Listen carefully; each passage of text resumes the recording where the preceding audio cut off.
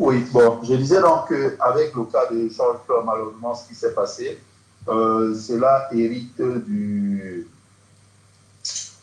justement de l'institutionnalisation de la supériorité des cultures et des races. Enfin, ça part de l'institutionnalisation des races déjà, qui n'est pas totalement dégagée des institutions. Ça persiste toujours. Et puis aussi des constructions mentales au niveau individuel, au niveau collectif des groupes humains en cause ici.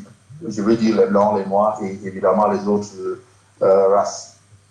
Et il faut reconnaître que c'est beaucoup plus la sécurité, non seulement des Blancs, même des Asiatiques, hein, par rapport aux Noirs. Alors, un cas de figure seulement pour vous démontrer que cela émane également des convictions mentales que nous avons. Est-ce que cela pourrait s'imaginer si on inversait les races, c'est-à-dire un policier blanc en train de molester un citoyen, un policier noir en train de molester un citoyen blanc, comme ça s'est passé jusqu'à ce qu'il en meure? Ça, c'est inimaginable, n'est-ce pas? Oui. Donc, c'est pour vous dire, c'est une démonstration que c'est institutionnalisé et c'est encore une preuve que ça se situe au niveau du mental des individus.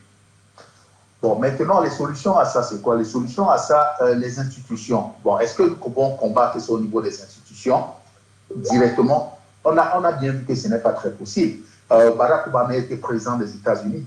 Ça n'a pour autant pas changé. On a eu des grands comme les Mandela qui ont influencé ce monde. Ces choses n'ont toujours pas changé. Alors, il faut essayer de revoir le problème sur zone. Si au niveau des institutions, pour combattre un système institutionnel, il faut se donner les moyens. Se donner les moyens déjà, c'est quoi? C'est d'abord les moyens économiques. Il faut déjà que nous conquérons des espaces économiques. Quand les Noirs vont commencer à conquérir des espaces économiques, ils auront une voix plus puissante, une voix qui va porter. Et conquérir des espaces économiques, c'est justement créer des postes économiques pour pouvoir résoudre leurs problèmes à eux d'abord. C'est-à-dire, ce n'est pas L'Oréal qui doit nous vendre les crèmes pour Noirs. Ce n'est pas L'Oréal qui doit nous vendre des parfums. Encore que nos ancêtres en Égypte, en Afrique, avaient déjà des techniques pour fabriquer, pour résoudre ces problèmes. Allons nous inspirer, nous avons des cultures très riches. Les mathématiques africaines sont à la base des systèmes informatiques. Allons puiser dans nos cultures et dans nos anthropologies pour pouvoir développer des concepts scientifiques et que nous pouvons exploiter. Celui qui a à la base d'Internet, M. Mewagi, c'est un Nigérian, mais il travaille pour des institutions blanches. Nous pouvons nous organiser pour former, pour créer ce poste économique qui va nous amener à gagner du terrain. Une deuxième chose, c'est au niveau de l'organisation maintenant. Après avoir conquis cette poste économique, nous devons nous organiser justement en société civile plus puissante pour porter nos voix.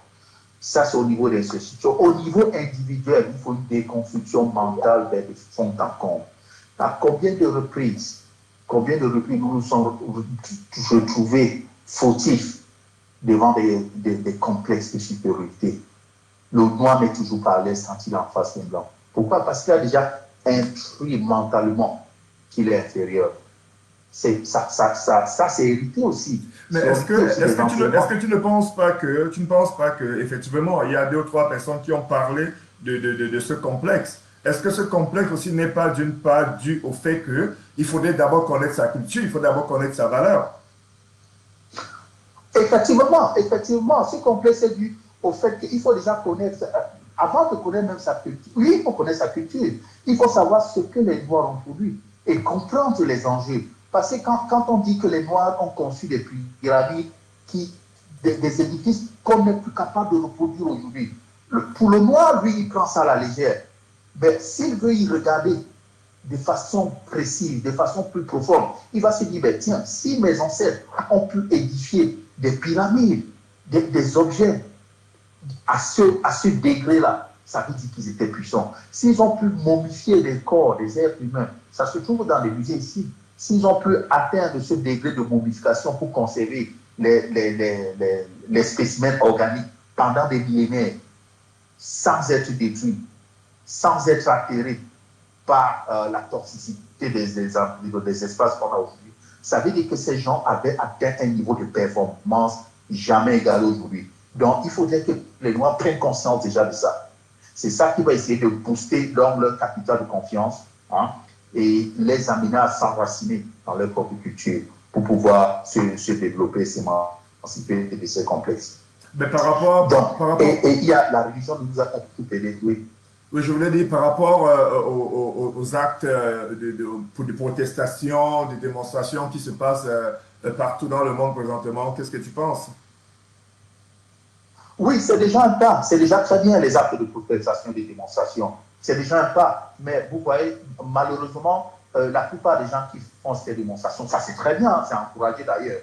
Parce que quand on est opprimé, il faut opposer une autre force pour essayer d'égaler la dynamique. Mais seulement, pour essayer d'égaliser la dynamique, pardon.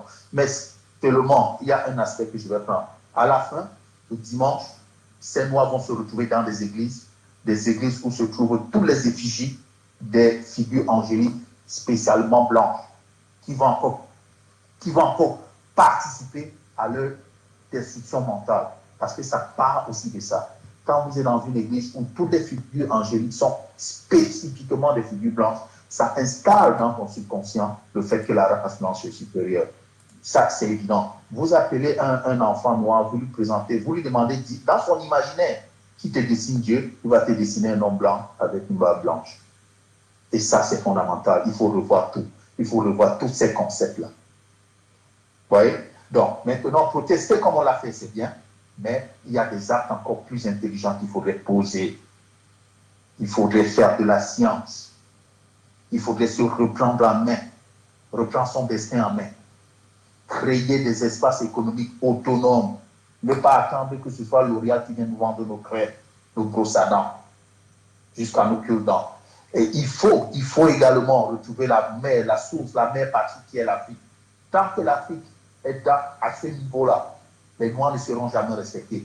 Parce que la perception de l'autre, le blanc, quand il voit le noir aux États-Unis, il le lie directement à l'Afrique.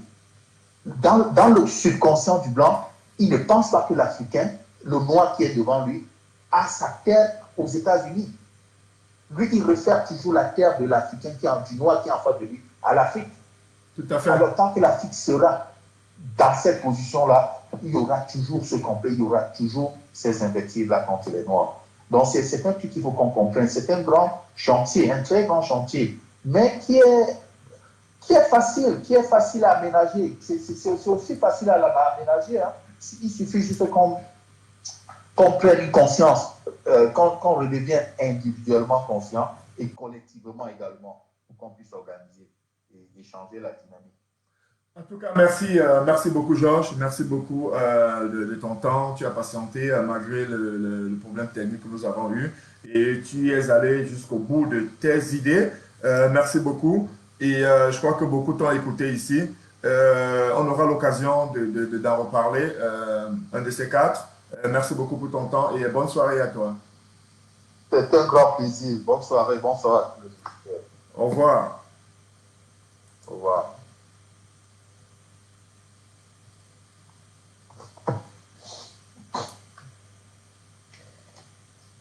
Alors là, nous avions Georges en ligne qui, malheureusement, comme je disais, nous avions eu des petits soucis techniques. Facebook a dû nous couper. Je pense que c'est par rapport au thème, je suppose, hein, sans en être très sûr. Mais la réalité, c'est qu'il fallait qu'on se reconnecte. Et puis voilà, nous avons été reconnectés. Et puis j'ai pu reprendre Georges qui a terminé son point. Merci beaucoup. Sans toutefois tarder, il nous reste 2 personnes. Et après, nous allons passer à notre conclusion. Et après, s'il y a des questions que vous avez, nous allons les lire très, très rapidement. Et on va prendre Merci. On va prendre Merci Best, qui est basé ici à Londres, qui a aussi accepté de prendre part à cette émission. Je vais juste l'appeler tout de suite.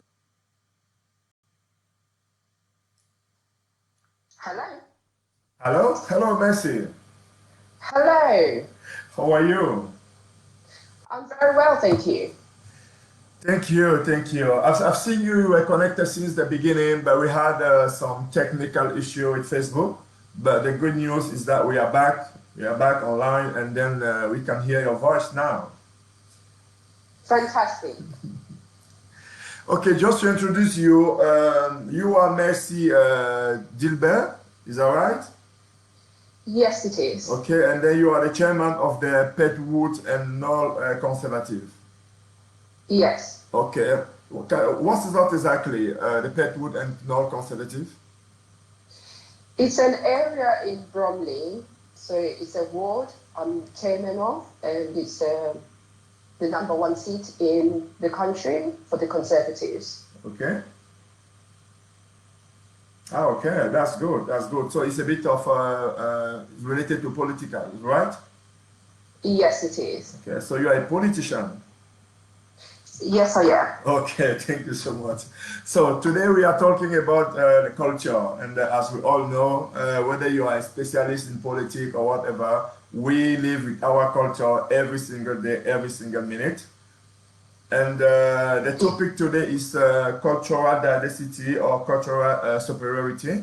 So we are here to try to find answer to see if there are some culture bigger or superior than other culture.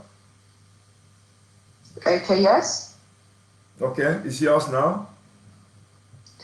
Okay, I don't actually believe that any culture is superior to any other because I believe we're all equal. I was raised up in a multicultural home. My dad was white and my mum was black. So I lived with both sides. And even my area that I live in, there's very few black people, but there's a lot of white people, but they're very welcoming to black people. Okay. Yes. So I think for me, I wouldn't be chairman if situations like what happened in America happened. It was actually the people of this area who actually elected me.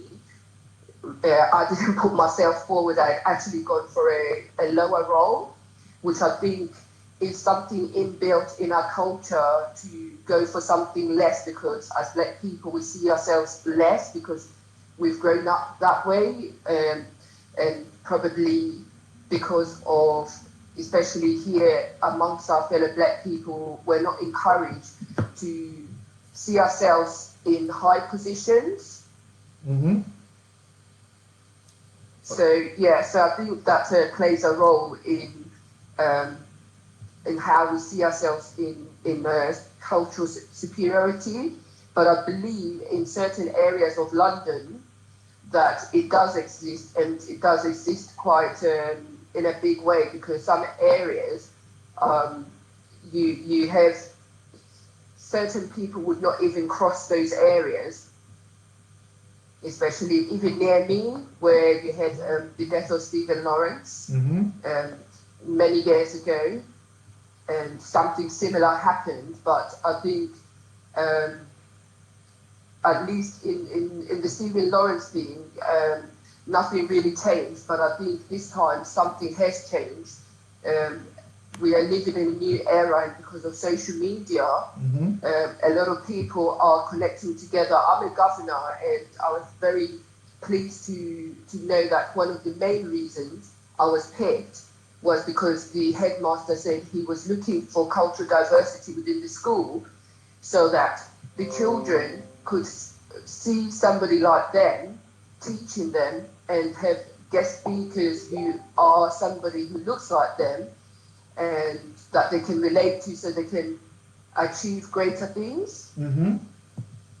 Okay, but some people came here and they say that the cultural superiority is based on the fact that many people, especially African, they do believe that they are inferior to other people. They have this kind of complex. So do you believe that? I certainly don't, but I actually run an event, Black History Month, and that is actually, especially the last one, was called Empower, Unleash the Potential That Lays Within. And that was actually to do exactly what you're talking about, to try to make black people realize there's greatness in them, and that there is no need for us to feel inferior because it's not about trying to say we're more superior to any other race, but just for us to realize there is greatness in us regardless of the color of our skin. Yeah. And to just change the mindset, because I think because of probably the schools we've gone to, the environments we've been in, we've been conditioned to believe that we're less superior. So I'm trying to help the Black and ethnic minority to realize that that shouldn't be the case.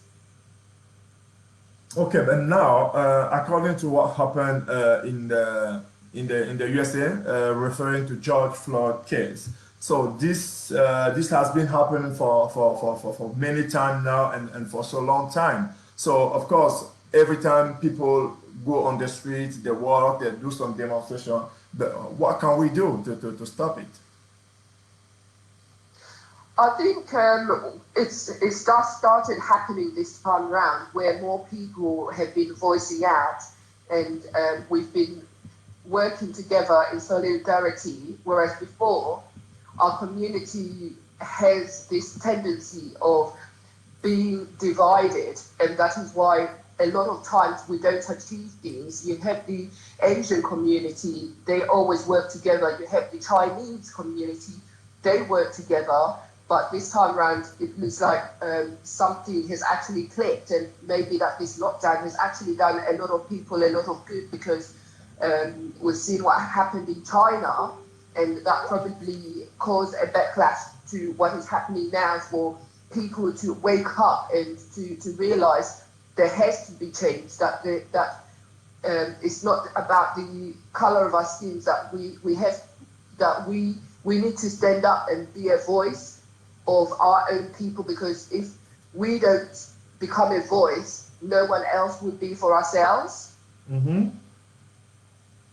Yeah, so I think there is change, especially like today there was marches in London, and a lot of not just black people went, also white people, they also joined, because they also have concerns about the way black people are being treated. So we can't judge white people and say, oh, white people are racist, because it's just a few minority that spoils the way that white people are perceived as racist.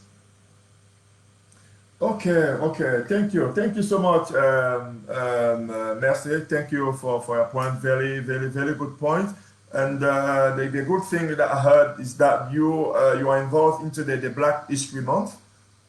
Is that right? Yes. Yeah, because I heard. Yes, I am. Yeah, I heard some people saying that we need to take action, but I think that Black History Month should be a very good action in order to create this awareness on black people.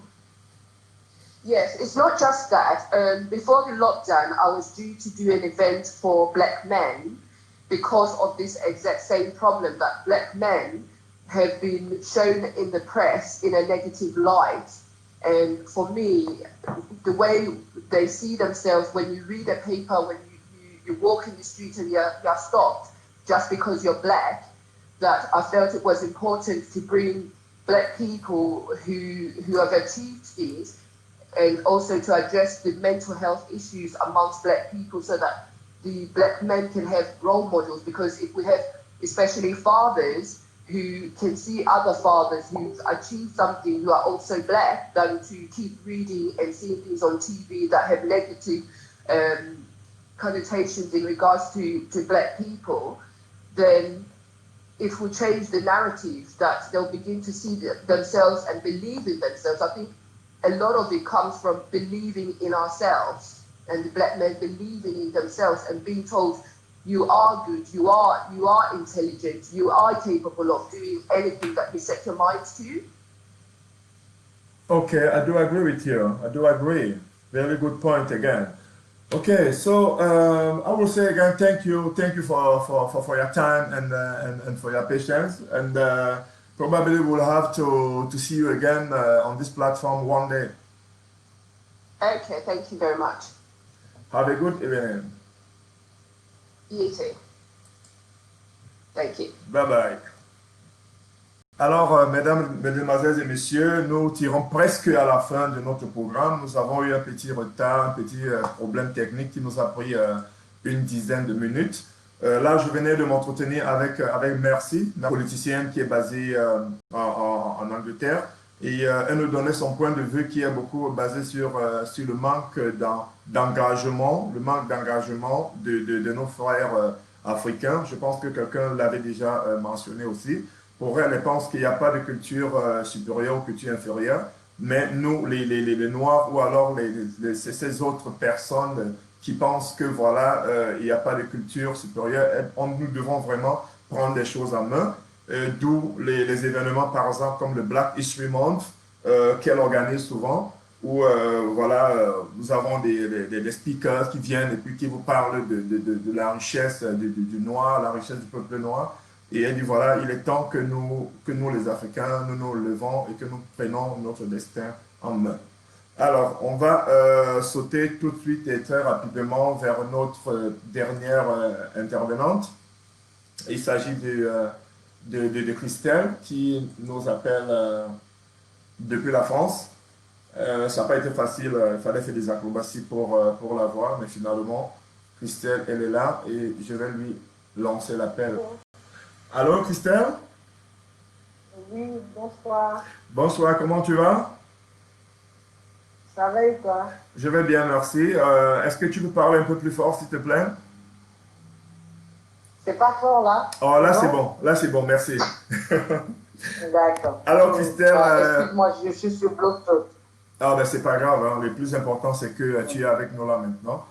Et voilà, Oui. comme je disais, tu es Christelle Cognien, tu es du côté de Paris. Et tu es beaucoup engagé dans les activités culturelles de part et d'autre en Europe. Et plus précisément, tu es la présidente directrice générale de l'agence Impact Service, c'est ça? Oui, c'est ça. Qu'est-ce que vous faites généralement, très rapidement déjà? Qu'est-ce que cette agence fait déjà? Oui, d'accord, je vais me présenter. Je te remercie déjà de m'avoir fait participer à cet entretien ce soir. Donc, moi, c'est la directrice de l'agence Impact Service à Paris. Et j'offre des prestations de services dans les événements mariage, baptême, anniversaire. Et on s'occupe de la déco, du traiteur et de la coordination de tout l'événement. Et on apporte nos points de touche, quoi, mais en coordination avec la personne de l'événement. D'accord, merci beaucoup. Merci beaucoup de nous informer de cela. Alors, Christelle, nous allons aller directement vers le vif du sujet. Aujourd'hui, nous sommes là pour parler de la diversité des cultures et de voir s'il y a des cultures supérieures par rapport aux autres. Déjà, par rapport à ça, je vais dire qu'il n'y a pas de culture qui est supérieure par rapport à l'autre.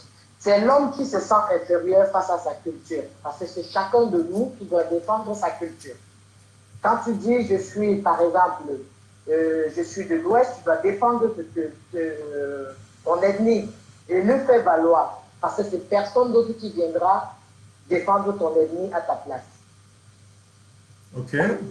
Est-ce que je me fais comprendre déjà? Tout à fait. Donc, personne n'est supérieur à l'autre parce que c'est le Seigneur tout seul qui nous a créés à son image et à sa ressemblance. Quand il a créé à la base, il n'y avait pas d'ethnie. On est d'accord. Donc, c'est chacun qui est arrivé. Personne n'a choisi où il devait naître déjà. Si tu n'as pas choisi à être noir et l'autre n'a pas choisi à naître chez les blancs. Donc, c'est le Seigneur qui a décidé ainsi et c'est l'accomplissement de l'Écriture. Donc, je ne vois pas où quelqu'un viendra me dire aujourd'hui que l'autre ennemi est supérieur à l'autre. À chacun de défendre son ennemi. Alors, déjà à la base. OK. Alors, maintenant, si tu penses que, effectivement, selon toi, personne ne viendra te dire qu'une culture est supérieure à l'autre, chacun devrait défendre, apprendre sa culture et puis la défendre. Alors, comment interpréter des événements tels que le meurtre de George Floyd aux États-Unis? Vous savez, Dieu a créé l'homme à son image, à sa ressemblance, et l'homme est arrivé sur terre, il s'est fabriqué lui-même. Parce que ça sont des actes, on peut dire maléfiques, parce que c'est la personne qui pose l'acte. Il faut voir la personne à l'instant T. Ne voyons pas l'ennemi. Personne, excusez-moi, parce que je suis en ambiguïté je suis personnel soignant. Quand je vois certains actes, je me mets d'abord en retrait du côté du soignant. On ne sait pas ce que le monsieur ressentait à l'instant T où il était en train de commettre le crime. Ce n'est pas que je suis en train de le défendre. Mais on ne sait pas où il sortait à l'instant et la façon dont il a réagi. Moi, je trouve déjà qu'il y a des personnes qui ont déjà des problèmes psychologiques et des personnes qui n'arrivent pas à contrôler aussi les émotions. Il y a des personnes qui n'arrivent pas à contrôler les émotions et ils se retrouvent à faire des actes qu'après ils se retrouvent à regretter, quoi. Oui, mais la réalité, c'est que effectivement, il y a des actes, il y a des actes qui sont posés par rapport peut-être à l'état psychologique ou alors psychique de la personne. Mais c'est ce qui s'est passé aujourd'hui. Je ne vais pas dire, mais on a l'impression que c'est beaucoup ramené à un problème de supériorité de culture. Tu vois? Ou alors pour ne pas dire encore, et puis comme supériorité de race, supériorité de religion et tout et tout. Et c'est un phénomène qui prend du large, malgré que les gens, à chaque fois, ils vont dehors, ils vont marcher. Alors on se pose la question, comment est-ce qu'on pourrait stopper ce genre de choses? Déjà nous, en tant qu'Africains. Moi, je pense que, déjà, je vais m'expliquer là-dessus. On ne peut pas stopper parce que c'est la nature qui est faite ainsi. Il y a des personnes qui ne vont jamais accepter l'autre comme ça. Si déjà entre nous, quand je dis entre nous les Noirs, on ne s'entend pas, ce n'est pas le noir et le blanc qui viendra s'entendre. On devait déjà s'entendre déjà entre nos frères. On devait déjà être unanime. Parce que face à ce genre d'actes posés par notre confrère, parce que même le blanc, il est notre frère. Mais comme il a posé cet acte, on le qualifie de racisme et tout. Mais c'est là où je mets toujours l'accent. On ne sait pas dans quel état d'esprit il était à l'instant T. Il faut poser un diagnostic, il faut regarder tous les paramètres. Tous les paramètres qui vont avec. Si déjà, moi, je parle toujours entre nous, les frères africains. Si déjà, entre nous, les frères africains, on est incapable déjà de se supporter, de s'apprécier, ce n'est pas le blanc qui viendra nous supporter. Il est bien vrai qu'on sort de la traite négrière, mais la traite négrière, elle est finie, mais elle n'est pas finie. Parce que moi qui te parle, je suis au niveau de l'hôpital. Quand j'entre dans la chambre d'un patient, elle me dit, je ne veux pas de moi dans ma chambre. Pourtant, je suis en train de venir lui prodiguer les soins. Je suis en train de lui apporter l'air, elle est dans le besoin. Mais quand tu rentres, elle te dit, je ne veux pas de moi dans ma chambre. Toi, en tant que personnel soignant, qu'est-ce que tu vas ressentir quand le blanc te dit, sors de ma chambre, je ne veux pas les soins venant de toi. Ça veut dire qu'il préfère mourir que de prendre les soins venant d'une tierce personne, mais qui n'est pas de la même couleur que lui. Parce que quand l'arabe entre, il laisse l'arabe. Parce qu'il a regardé que la peau. Pourtant, l'arabe, il est aussi noir. Sauf que sa peau, elle est blanche. Donc, moi, je voulais plutôt qu'on ne regarde pas dans le sens du racisme, regardons plutôt l'état de la personne à l'heure où il a posé l'acte. Regardons plutôt l'état là où il a posé. Parce qu'on ne sait pas dans quelle situation il se trouvait à l'instant T. Et je vous dis, si on veut bien fouiller, il regrette aujourd'hui. Il regrette. Il voulait passer pour un héros, mais il ne sait pas que l'homme ne dure que pour quelques secondes. Alors, Christelle, on va rapidement un peu aller sur un point où tu parlais des Africains, des Noirs. Je crois que tu as mentionné un mot en disant si nous, les Africains, nous, les Noirs, on ne se supporte pas, comment est-ce que les Noirs pourront nous supporter? Alors, qu'est-ce que tu penses? Alors, qu'est-ce qui pourrait être fait, surtout dans cette diaspora, afin qu'on puisse vraiment s'aimer, se supporter? Les frères noirs, déjà apprendre déjà à se supporter, déjà entre nous, être unanime et avoir de l'entente et savoir apprécier son frère. Ok. C'est d'abord, c'est là le point le plus important. Il faut déjà qu'entre nous, on soit unanime. On arrête la calomnie, on arrête la médisance, on arrête la jalousie, on arrête l'hypocrisie. Parce que même ton propre frère noir, il rigole avec toi, Mousse. Il y a des gens qui sont en train de regarder ton direct, mais ils ne sont pas contents. Mais pourtant, ils devaient plutôt t'accompagner dans ces directs-là, aller dans la même lancée que toi, partager des idées, parce que c'est à force de faire cette communication que nous tous, on va se faire entendre. Aujourd'hui, Facebook est arrivé, tout le monde a accès. Ce n'est pas comme dans le temps, il y avait des télévisions, mais aujourd'hui, on a Facebook, tout le monde peut mettre sa connexion, même étant au Cameroun, il écoute le direct. Mais si tu demandes à un frère, viens participer au direct, il va te dire qu'il n'a pas le temps. Pourtant, il est tranquillement dans son salon. Il dit, je fais ça pour lui. Pourquoi? On devait déjà, entre nous les frères, déjà se soutenir, oublier l'hypocrisie et la jalousie et s'encourager déjà entre nous. En tout cas, merci. Merci Peut-être beaucoup. si nous, on est unanime face à ça, je pense que même eux-mêmes, les Blancs, ils auront peur. Ils vont dire que dans ce peuple-là, on ne peut plus les attaquer. Parce que quand vous regardez les États-Unis, depuis, vous voyez comment tous les Noirs sont dans la rue. Il est bien vrai, ça ne va pas empêcher. Mais pour un bon moment, ils auront peur. Parce que tout le monde est interpellé face à ça. Est-ce que vous savez que ça a soulevé un autre mouvement sur Paris? La mort de Traoré, le Sénégalais qui on l'avait tué depuis. Il était aussi mort asphyxié par un policier. Mais depuis 2 jours, il y a couvre-feu à Paris. Parce qu'ils ont dit, si on laisse, ça va toujours continuer. Ouais. Soutenons-nous déjà entre nous avant d'arriver à d'autres personnes. Pour moi, c'est mon avis, quoi. En tout cas, merci beaucoup Christelle. Je pense que tu as apporté quelque chose de nouveau dans ce débat d'aujourd'hui, tout en tenant compte que tu es quelqu'un qui travaille dans les hôpitaux, tu rencontres des gens avec des états d'âme différents. Tu nous amènes un peu à tenir compte de l'état d'âme de certaines personnes. Oui, moi, c'est mon devoir, je ne suis pas là pour juger, parce qu'il y a des gens qui ont des problèmes psychiques. Il a un problème psychique. Donc, si on veut vraiment poser un diagnostic, si on fait tous les examens, je vous jure que vous allez voir que ce policier, à l'instant T, il est en train de faire des actes que lui-même ne s'en rendait même pas compte. Je ne sais pas que je le supporte. Il est bien vrai que nous tous, on a qualifié, c'est parce que c'était un noir. Mais qui ne vous dit pas que si c'était le blanc à l'instant T, il allait faire pareil. Donc, c'est un peu la question que nous, on devait se poser. Ok, merci Christelle. Posons-nous un peu la question. Merci beaucoup. Et puis aussi, tu as parlé de l'unicité des Noirs, des Africains. Nous avons parlé de ça ici pendant l'une de nos émissions. Et merci franchement, merci de ton temps. Tu as été patiente, tu nous as rejoints. Et merci de tes conseils. Oui, c'est plutôt moi qui va te dire merci parce que j'ai fini là, j'étais dans les bouchons. Donc je disais que peut-être Mousse va penser que je ne voulais pas le soutenir, mais pourtant je donnais ma parole. Non, merci. Tu as soutenu les Africains aussi, parce qu'il y en a sûrement qui vont profiter de ce que tu as dit.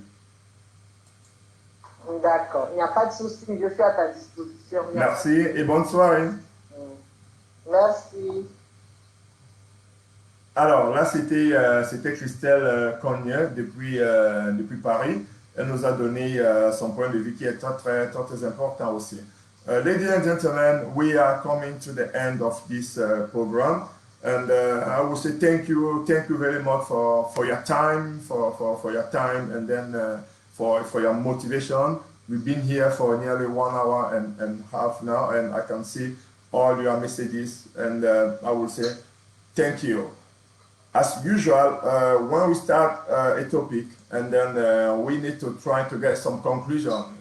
So what was the conclusion today? What have we learned from today's topic? So today, we've learned that cultural diversity is just the difference that we observe between human groups separated by the space, time, and without any restriction and any distinction. When we talk about culture, we talk about the languages, we talk about the law, we talk about religion, we talk about the science, the technique. We talk about the way we cook our food. We talk about how to be polite and many more. So cultural diversity does exist. But if we respect and if we acknowledge it, we will be able to establish a very peaceful life in the society. And also, if we learn how to know our own culture and how to know other people's culture, we can just try to be tolerant, as someone said today. Pray and let Jesus change our heart so that we can love other people from different cultures. Chers téléspectateurs, nous avons passé des moments agréables ensemble Et je suis sûr que, autant que moi, vous en avez été vraiment ravis. Et comme toujours, avant de conclure, avant de terminer notre programme, nous allons tirer une petite conclusion venant de tous les intervenants. Alors, que pourrons-nous retenir aujourd'hui sur ce thème très très piquant qui a été débattu aujourd'hui? Nous pourrons retenir que la diversité de cultures est cette différence que l'on peut constater entre des groupes humains qui sont séparés de par l'espace et de par le temps. Et toutefois, la diversité de cultures ne devrait établir aucun critère de distinction. Lorsqu'on parle de la culture, on parle du langage, on parle du droit, on parle de la religion, on parle de la science, des techniques, on parle de la cuisine, on parle des règles de politesse, on parle de la mode, on parle de la danse. C'est tout ça qui fait la culture. Et c'est pour ça que la diversité culturelle existe et c'est une bénédiction. Alors, nous devons tous connaître davantage, apprendre davantage notre culture et chercher à connaître aussi la culture des autres. Car ce n'est qu'en faisant cela que nous pourrons vraiment nous montrer garants de cette vie en société. Nous pouvons nous montrer garants du vivre ensemble et en même temps nous pouvons sauvegarder cette union en tant que membres de l'humanité. C'est ce que nous aurons pu retenir aujourd'hui. Mesdames et messieurs, merci encore de me suivre. Nous sommes toujours au début de notre émission. Chaque jour, nous recevons des feedbacks et nous essayons de donner notre meilleur à chaque fois. N'oubliez pas de liker, de partager nos vidéos sur notre page Facebook Diaspora Live Talk. Et aussi, vous pouvez revoir le programme en différé sur YouTube, sur notre chaîne Diaspora Live Talk. Et n'oubliez pas de vous abonner, s'il vous plaît. Nous avons besoin de ça. Nous avons besoin de votre force afin que tous ensemble, nous puissions former un. Et sur ce, je vous laisse. Moi, c'est le Sœur Mousse. Je vous revois la semaine prochaine. Au revoir.